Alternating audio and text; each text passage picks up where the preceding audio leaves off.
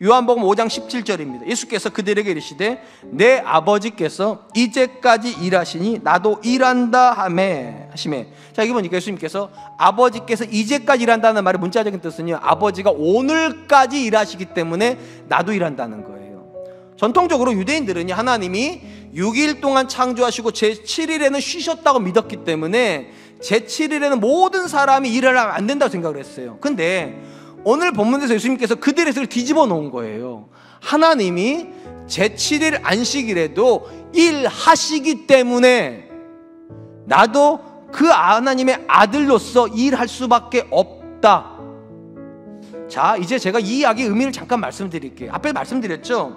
예수님께서 안식일에 이러한 일들을 하셨다고, 이런 종류의 일들을 했다는 겁니다. 그러면 예수님은 주로 안식일에 어떤 일을 하셨을까? 앞에 봤던 것처럼 38년 된 병자를 낫게 하신 사건도 하나의 사건입니다. 또 하나의 사건이 요한복음 9장에 보면 날 때부터 소경된 사람 고치시는 사건도 안식일에 하신 겁니다. 마태복음 12장에 보면 손이 말라 이렇게 굳어있는 사람을 펴주신 사건도 안식일에 하신 사건입니다. 누가복음 13장에서 허리가 굽어가지고 18년 동안 있었던 여인의 허리를 펴주신 사건도 안식일에 한 사건입니다. 또 하나 아시는 게 있을 거예요. 밀 이삭을 따가지고 추수한 사건도 안식일에 했는데 이거는 예수님이 하신 게 아니라 제자들이 한 겁니다. 그러니까 예수님이 하셨던 모든 안식일 행위는 딱 하나의 행위인 걸 알 수 있습니다. 환자를 고치신 겁니다.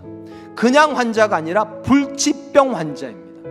아무도 못 고치시는 환자들을 굳이 안식일에 반복적으로 고치셨고, 사람들이 이렇게 말 이러한 일들을 계속하고 계시다고 예수님이. 그러면 제 앞에 말씀드려요. 예수님은 지금 의도적으로 하고 계시는 거예요. 의도적으로 다른 일은 아무것도 안 하시면서 안식일마다 이상하게 그 자리에 있는 불치병자는 반드시 고치시더라. 왜 이렇게 하시는 걸까요? 보여주고 싶어서요. 뭘 보여주고 싶은가? 유대인들이 그들의 율법을 가지고 지키고 있는 이 안식일이 얼마나 완전하지 않은지요, 얼마나 불완전한지를 보여주려고 하는 겁니다. 왜 그런가 하면 창세기 1장의 기준으로 놓고 보면 하나님의 안식의 기본 전제가 뭔가, 6일에 창조를 한 다음에 하나님이 이런 선언이 있습니다. 보시기에 심히 좋았더라. 그리고 제7일에 안식한 거예요.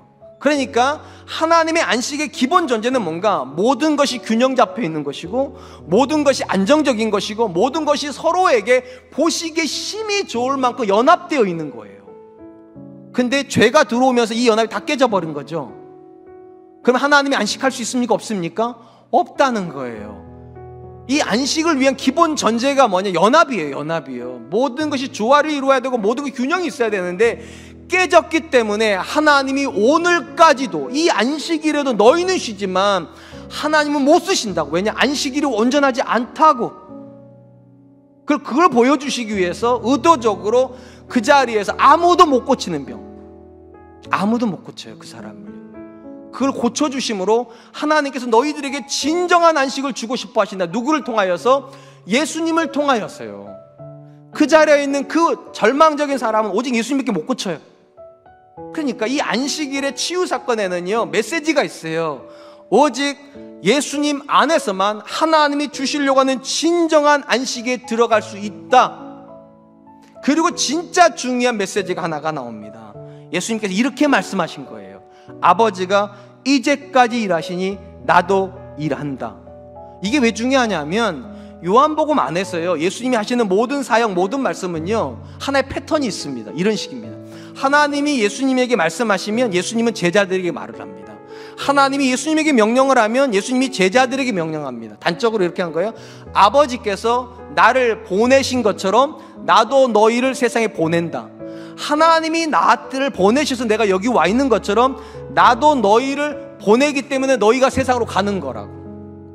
이 말을, 이 말씀으로 그대로 연장을 하면 하나님께서 너희들의 안식을 위해서 일하시기 때문에 나도 너희들의 안식을 위해서 일하는 거고, 여기서 확장되면 너희도 그들의 안식을 위해서 일해야 된다는 메시지가 들어가 있는 겁니다.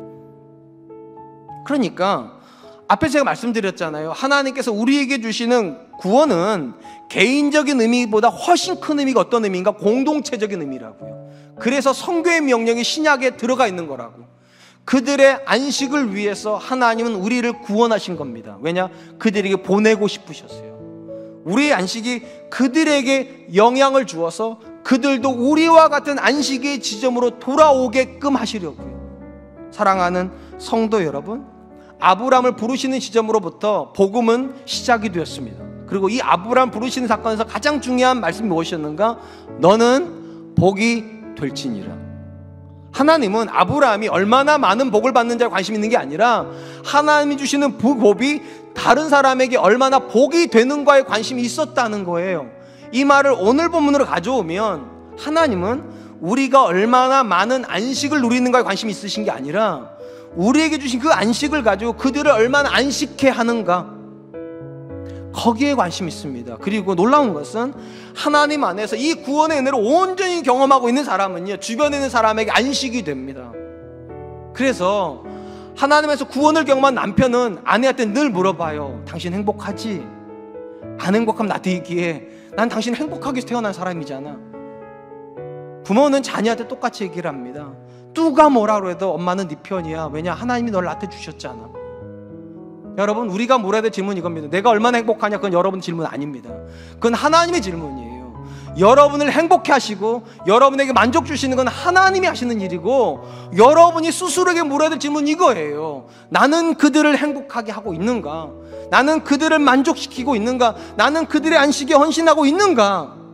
내 아내와 남편이 나 때문에 안식을 누리고 있는가?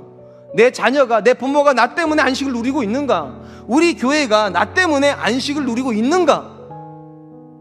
이걸 묻는 게 구원받은 사람이 마땅히 물어야 되는 질문이라는 겁니다. 예수님 말씀하세요. 아버지가 오늘까지 일하시니 나도 일한다. 여기 한 발짝 더 가면 너희도 그들의 안식을 위해서 오늘까지 일해야 된다. 이제